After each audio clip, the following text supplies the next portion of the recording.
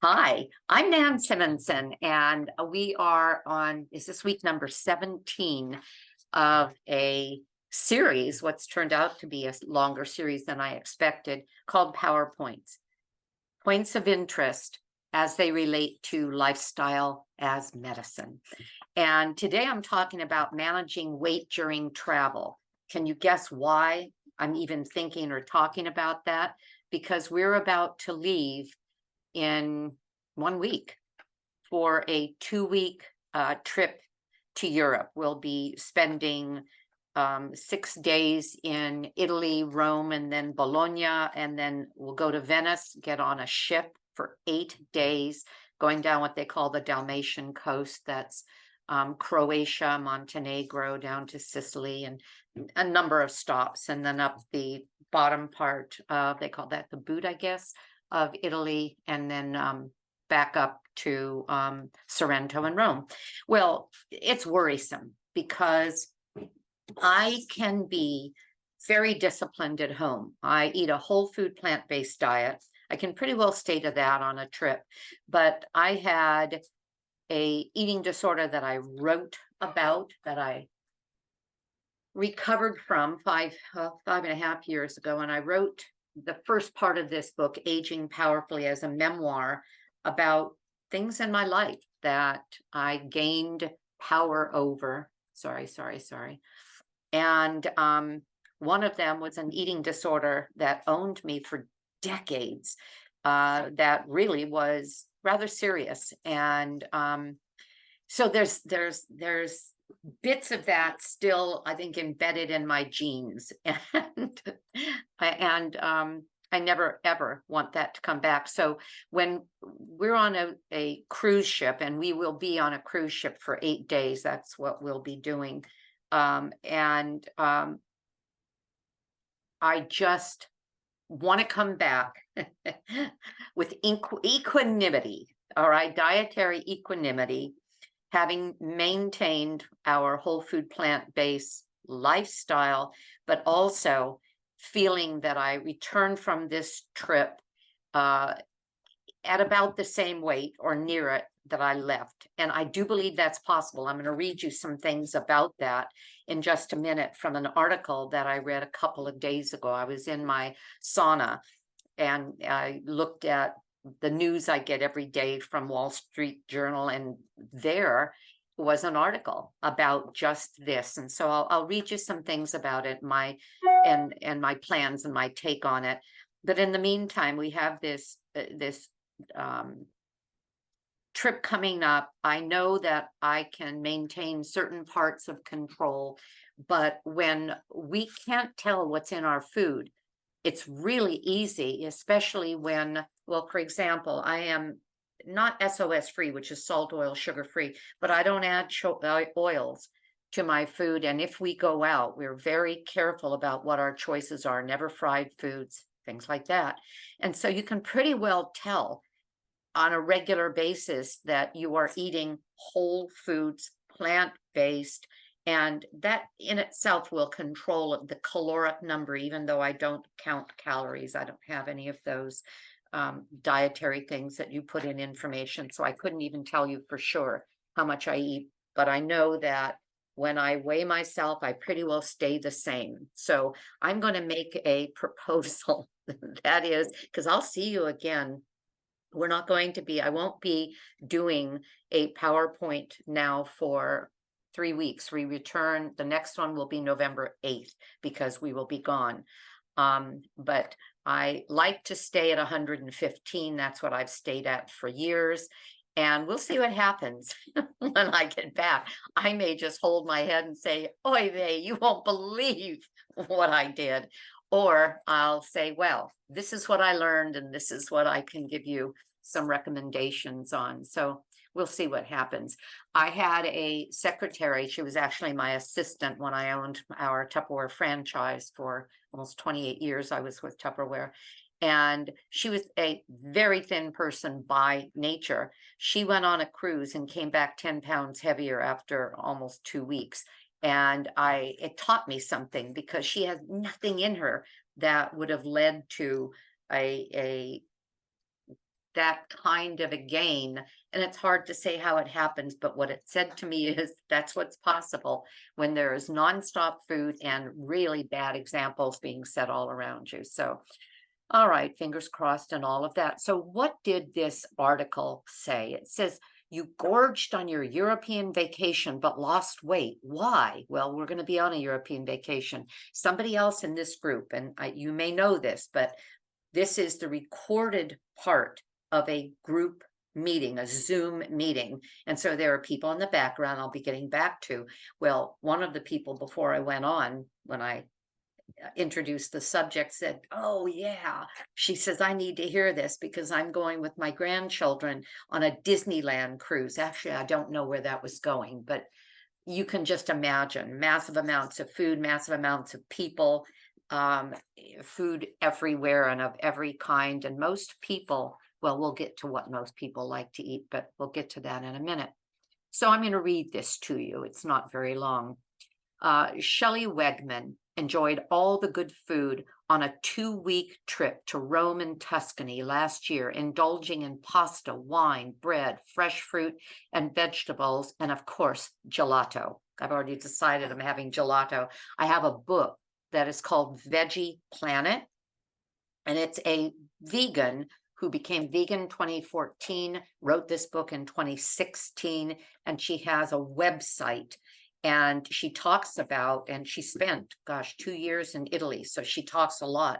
Well, she talks about eating all over the world and what vegetarian, vegan choices you can make, even stating the names of these things in whatever area she is, Morocco or wherever.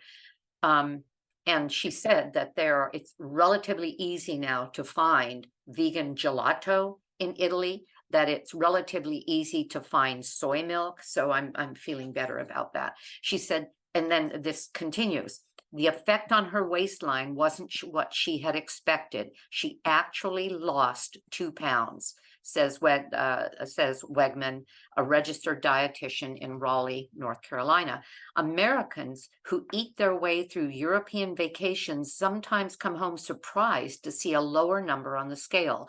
I had the same experience on a recent trip to Portugal's Azores Island, where I indulge in specialty cheeses, breads, cakes, and the sweetest pineapple I've ever tasted without gaining a pound. The phenomenon has become something of an internet debate, with some people speculating that weight loss on a European sojourn points to the unhealthy American diet and processed foods. Now it's getting into my territory and the things that I'm always wagging my finger about as a whole food, plant-based health coach focused on lifestyle as medicine and the pillars of lifestyle medicine. So what's the real answer? Alas, there's no definitive explanation. You might be surprised or not to find out that research on vacations is scarce. Scientists who study nutrition and health say that people who lose weight on international travels are likely benefiting from 2 things: more steps while on vacation, and yes, food that is often healthier and less processed. I'll tell you about a recent study that I heard about on nutritionfacts.org. That's Dr. Greger, and he only states what has been not only researched but published. And so while he speaks in his short 5 to 6 minute, almost daily podcasts, and he is a physician, he shows the highlighted segments of the reports he took it from.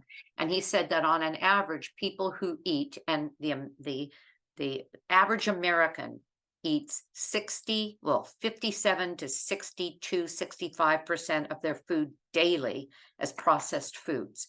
And that those who eat heavily from that processed food, I'll call it table, will usually ingest an average of 300 calories more per day.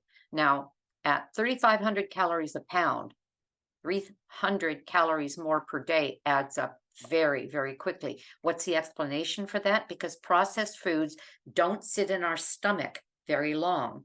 They are they're denatured, and they have things in them our body doesn't even know what to do with. So they're absorbed very quickly. The sugar hits us as a dopamine hit. People are hungrier quicker, and then they want to eat more, but also our microbiome isn't very hardy or strong. That means all of our 100 trillion bacteria in our gut that are, well, when they're happy, our body's happy. Just leave it at that. And so it's a combination of things. Processed foods are terrible, and there are far fewer sources of processed foods in Europe than we have in America, unless you happen to spend your time at these American fast food places that have populated the globe. Spending our vacations walking around rather than hunched over a desk definitely helps burn calories.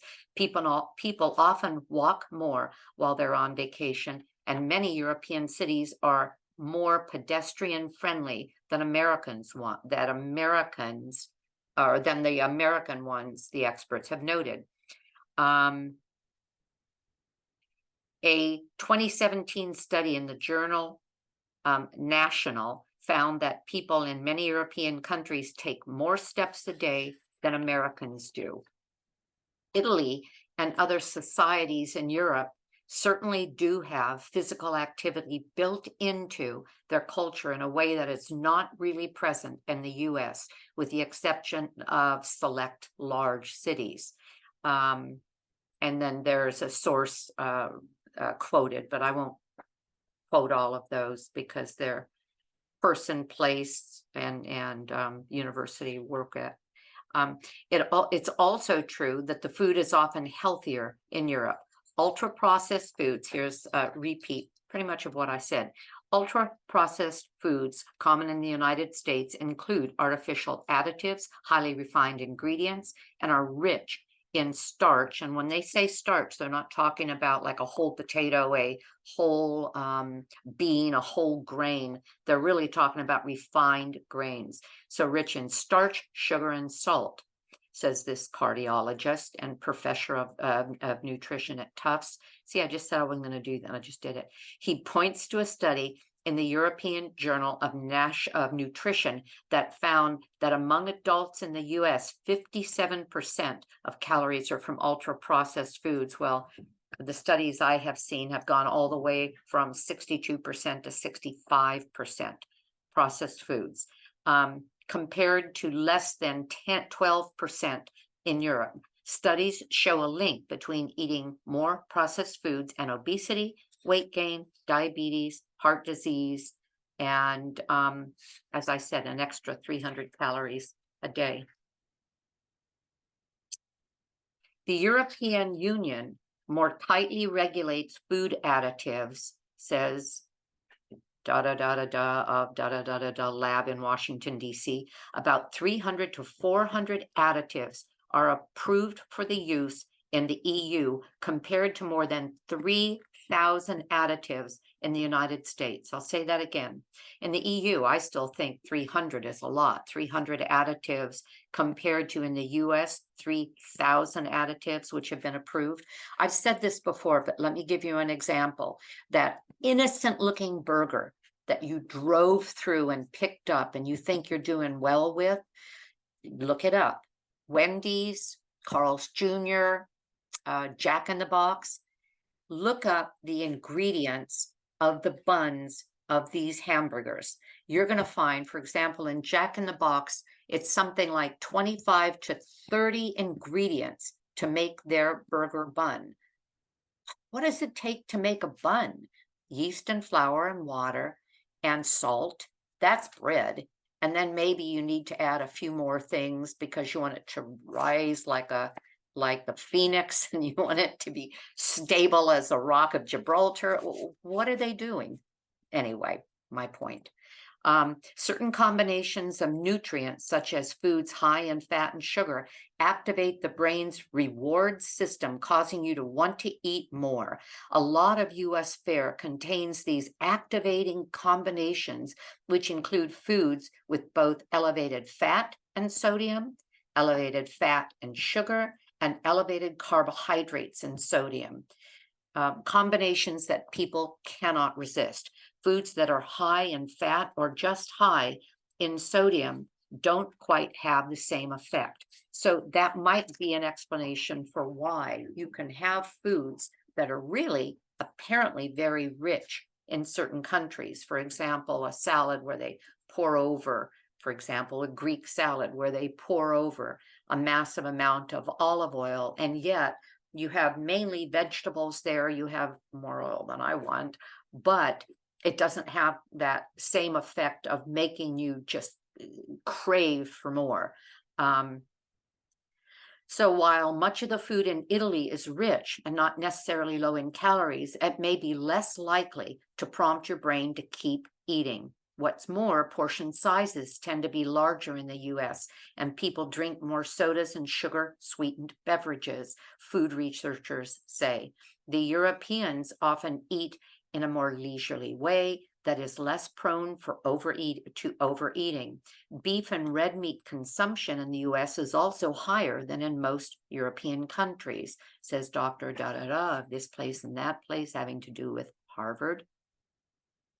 Some research has found links between red and processed meat and a higher risk of obesity, type 2 diabetes, heart disease, and some types of cancer. Still, despite traditionally healthy lifestyles in many European countries, the gap is narrowing with America. Well, it's because they are being influenced by a lot of what we do.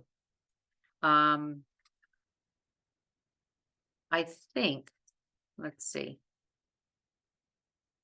And that was it for that article. So,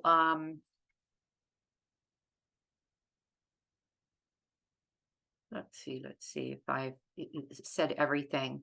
So what is one to do? What I think back to my own history between 2010 and 2011. In 15 months, I visited 15 countries, came back actually thinner. How did that happen? Well, there are a couple of things. My husband of 40 years had passed away. 3 weeks after he passed, well, as soon as the memorial was over, my son and I flew to India, where he was living with his wife, who was about to deliver my first grandchild within a couple of months. And I stayed with them for a couple of months. And then from there, I decided I didn't want to go back home. I was supposed to be home in 2 months. I didn't show up again here. We had a live-in taking care of the animals, and I didn't show up again for 6 months. And I traveled. I would just keep going on tours. One of my favorite was something called Elder Hostel. Unfortunate name, and so they changed it to Rhodes Scholar. And I would just keep finding new tours and going for 15 months, because then I came back for a while and then I took off again for another few months. I visited 15 countries, and I'm thinking back to how I ate, because I was all over the world.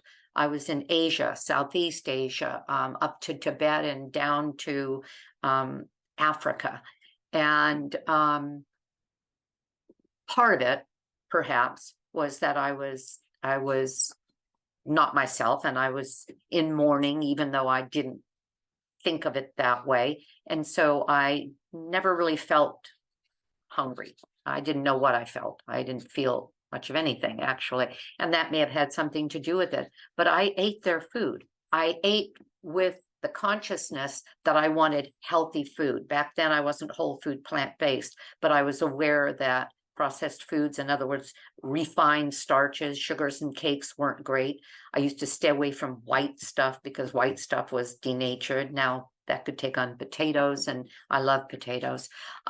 So I know that that is possible. My best strategy now is to stay whole food, plant-based, and be aware of what we call caloric density. And that is the fact, and this is a fact, this has been researched by Barbara Rolls, that people can eat just about as much as they want to satiety if they stay to the left of this red line that was then drawn on a graph, and that's how we refer to it. But what's on the left of the red line? It's whole foods, from vegetables up to the whole food starches. So it's greens and vegetables and starchy vegetables, potatoes and squashes. It's fruits of all kinds. It's grains of all kinds, and it's beans of all kinds. Anything. Every one of those is less than 600 calories a pound. How many pounds can we eat of any given food? And just by the nature of that, we can eat to satiety. That's pretty much what I follow. And I don't add oils because that's not a whole food. There are foods that are whole foods that are much higher in fat, and they would be avocados, nuts, and seeds, which are healthy. And that's pretty much it. Nuts, seeds, avocados, but those are eaten in moderation. So anytime I've ever gained weight, and that's what will happen. If I go on this trip, what will happen is I've gotten too much of that super calorically dense food hidden in the others, or I totally lost my mind and just went face first into platters of food, but I don't think that's going to happen. It would really disappoint my husband if I ever did that, because he's always very disciplined, and we're with another couple as well. That's exactly what I would do. I would stop eating the amount of nuts and seeds, and I would just stay to the left of the red line, still not counting calories, still not having teeny little portions, eating to being satisfied. So that's the plan. It's not going to be the end of the world, but my goal is to see if I can do what we read about in that article. And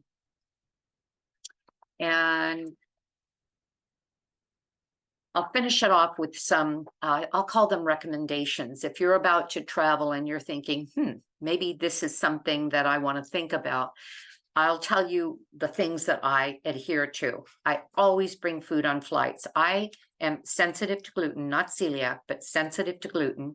And I am vegan. You put together vegan and gluten-free, and they don't know what to do with you on a flight, because you can either get gluten-free food, in which case you're probably going to get a greasy, who knows what, with meat, or you can go vegan, but vegan quite often throws in pasta, and they still add a lot of oil. So I already have planned that I'm going to have some baked sweet potatoes. I love a cold baked sweet potato and a big bite of pickle.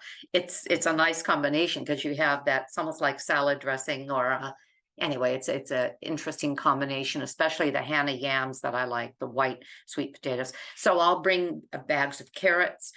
We're going to be flying business class, and so it's not like I have to bring my food, but I don't want to be looking at their food, small quantities, when I'm used to eating big quantities. I want lots of food. I want what I want, and I don't want to be fooled or not tricked or disappointed, because it's a long flight, and I don't want to go hungry. That's part of it. So I'll have snacks, and I do this every time I travel, and it works beautifully. Being active. We are with friends, fortunately, who love architecture, and they love art, and we'll be in museums and in churches and be on guided tours all over. We'll be moving the entire time, except when we're eating. And these two, who happened to be at our wedding when my new husband, I call him new, 11 years ago, and I were married, and they honor our having gone plant-based. They will still do a dinner party that is a plant-based dinner party for us. And so they don't encourage, the way some people do, someone who is being diligent to go ahead, it's a vacation, you only live once, you're only here once, which is obnoxious, but people do that. So really the only time we'll be sitting down is when we're eating, and we're going to have some fabulous meals in Europe. Try what you want, and in my case, it'll still be plant-based. Try what you want, but only small amounts of it. For example, if there is something that's way more calorically dense than anything that I would normally eat, and heck, I'm in Croatia, I don't know when I'll be there again, I will probably try something. It may be a dessert. We'll see. As a matter of fact, do you know who Plentiful Kiki is? She's adorable. She lost 80 pounds, mom of, I think it is, 3 kids. She went on an Alaskan cruise, and she was showing people what she was eating. She would get dessert every single night, but you could see the dessert. It was not whole food plant-based. It was simply vegan because she is. I can't go that way because as soon as I get that much sugar, I would lose my mind. So I may taste somebody's dessert, but there's no way I'll be ordering it. I'm going to order, as I've done every time, fruit every night. And the fruits can be just amazing and very good. And I wrote down this, which is true. Remember, the first few bites are the best. In other words, we don't have to have huge amounts of a thing to feel satisfied and to feel that we've taken care of ourselves. Begin a meal with a big salad or a filling vegetable appetizer. Have protein foods, starches, and fiber. Lots of that at every meal. And what are the protein foods for a vegan? Well, our greens have protein. Broccoli is 1/3 protein. But especially the whole grains and especially the legumes. Well, legumes are easy. Beans are easy all over Europe. They're very popular. And at every meal so that you feel full, and that fullness can take you one meal to the next so that you're not walking through the streets looking for something to eat. Eat slowly and mindfully. Enjoy the people around you. Stop when you're full. Remember the Okinawan saying, Harry Hashibu, which means eat to 80%. In other words, don't eat to 100%. Eat with a little bit of room left in you, because you know what? 20 minutes later, it's going to have filled up. It's, if you've never noticed that, you eat to full and you're just exploding 20 minutes later. Eat to not quite full and you usually feel marvelous. Avoid fried foods and watch for the hidden fats. That's a rule I find relatively easy. Fried foods. You know what? I'm lying. I'm sorry. I'm exaggerating. When we've traveled and we've stayed whole food plant-based exclusive, I have had frites. You know what frites is? We're not going to be in England, but that's what they call it, French fries. I have had a couple of French fries off of somebody's plate, and I may have some French fries. And I don't think French fries are going to be a thing in Italy, though. That's better. Good. Snack on fruits and vegetables. We adore fruits and vegetables. That should be easy enough. Don't drink your calories. Fortunately, we don't. For example, I have here a rooibos tea, never sweeten them. Love the herbal teas that I have fallen in love with. Every night we get home and have a mocktail. The mocktail is balsamic vinegar in a fruity, sparkling water. It's amazingly delicious. And the sparkling water that I've been using lately is the mango flavor of Spindrift. Spindrift is unsweetened. It uses bits of fruit juice, so it's a little bit fruity, hardly any calories, maybe 20, 25, no sugar, and it's sparkling. I don't like the idea of the aluminum can, but the two of us share one can. And it's probably 1.5 tablespoons of balsamic vinegar, the condensed balsamic vinegar, which actually helps you process fats in and around meals. Well, we have it before we eat a meal. So again, don't drink your calories, because a lot of people will take these exotic drinks or coffee from Starbucks that in and of itself is 500 and 600 calories for one drink that hits your dopamine receptor and makes you want more and more, i.e. being addicted to these drinks every day. Stay hydrated, because thirst can act like hunger. You can be simply, well, you could be tired, you could be hungry, you could be cranky, you could have brain fog, and it may be nothing more than dehydration.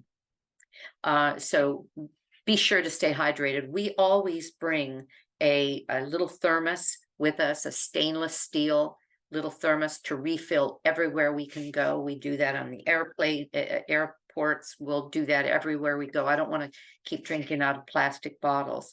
And then have a plan. I do. When you get home, regardless of what the end results were, have a plan, have frozen meals in the freezer so that you can very quickly pull out a soup or a stew and pull out of the freezer some crusty bread that becomes crusty when you heat it up. Um, and make yourself a good meal quickly without having to go out yet one more time. I think that's all I have to say about that. So I'll check in with you again, unless, because I always buy the internet packages on a cruise ship, but they've never had strong enough Wi-Fi to be able to do something like this. So if I post something, we'll know that I was able to. I would love to be able to connect with you that way. So let's see what happens. In the meantime, stay tuned for anything I may. And thank you for taking the time to join me today. And I'm going to get back to my friends on Zoom. Have a great day, because I know I'm going to. Bye-bye.